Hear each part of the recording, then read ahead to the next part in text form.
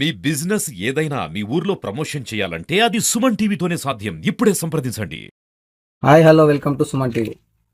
గిరిజన ప్రాంతంలో పుట్టి ఇక్కడ నుంచి విదేశాలకు వెళ్ళి అక్కడ పైలట్గా ట్రైనింగ్ పొంది ఎంతోమందికి ట్రైనింగ్ ఇచ్చి ఈరోజు మన స్వదేశానికి వచ్చినటువంటి మన ఉదయ్ కిరణ్ మనతో ఉన్నారు. ప్రస్తుతం ఆయన గురించి ఆయన ఇక్కడికి రావడానికి గల కారణం ఏంటిది అనేది స్వయంగా అతన్ని అడిగి తెలుసుకుందాం.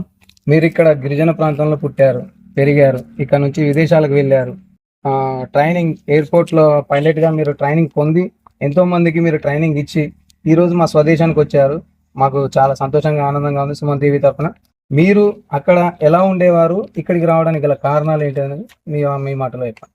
ఓకే, హాయ్ అందరికి. ఫస్ట్ మా డాడీకి థ్యాంక్ యూ. నన్ను బాగా సపోర్ట్ చేశారు. నన్ను అక్కడ వెళ్ళడానికి కారణం మా డాడీయే.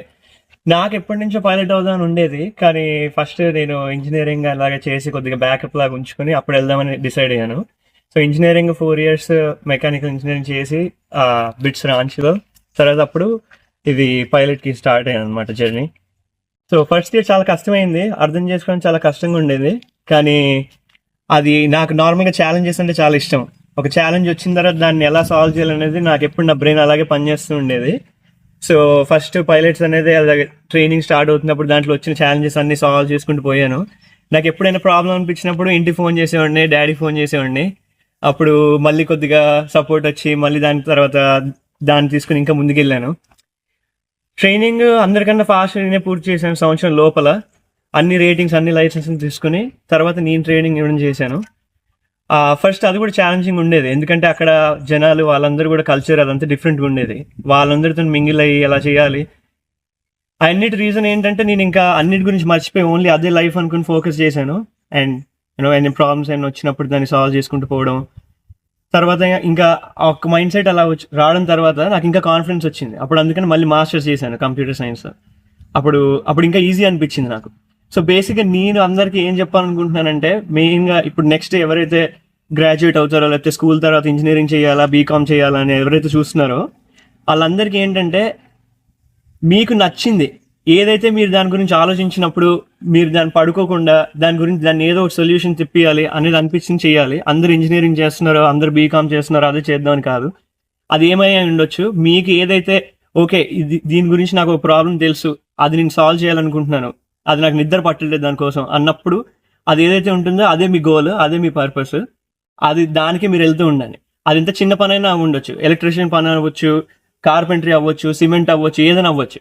కానీ దాంట్లో మీకు ఇంట్రెస్ట్ ఉంది, అది చేయకుండా నాకు నిద్ర పట్టదు అంటే దానికి వెళ్ళడమే కరెక్ట్.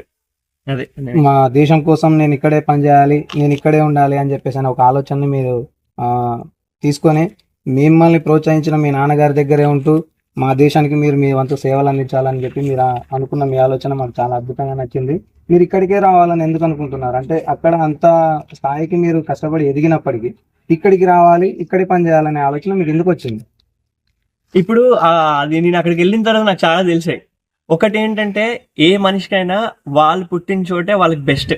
అది ఎప్పటికీ అది బెస్ట్.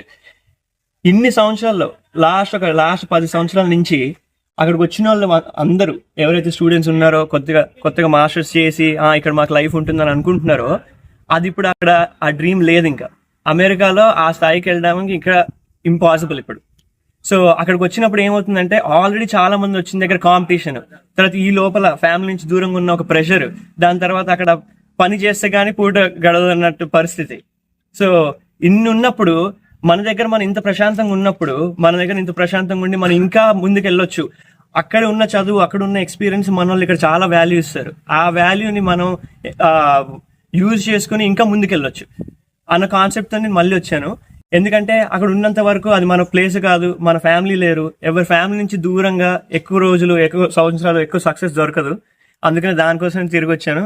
మళ్ళీ ఇక్కడ ఉన్నప్పుడు నేను అక్కడ చాలా ఏవైతే నేర్చుకున్నానో ఇక్కడికి నేర్పిద్దాం, ఇక్కడ వాళ్ళకి ఆ ఆలోచన విధానం తెప్పిస్తే మన దగ్గర కూడా బాగుంటుందనే ఒక ఐడియాతో వచ్చాను. మళ్ళీ భారతదేశంలో పుట్టి భారతదేశంలో పెరిగి ఇక్కడి నుంచి అమెరికా వెళ్ళి అమెరికాలో కూడా ఉన్నతమైనటువంటి శిక్షణ పొందడమే కాకుండా ఎందరికో సొంతంగా శిక్షణను అందించి ఈరోజు నా దేశం, నా ఇల్లు, నా ఊరు అనుకుని ఇక్కడే ఉండి తన సేవల్ని, అమూల్యమైన సేవల్ని ఇక్కడ అందించాలని భారతదేశానికి వచ్చినటువంటి అన్నకి మా నుంచి సుమన్ టీవీ నుంచి ప్రత్యేక అభినందనలు తెలుపుతున్నాం. Thank you.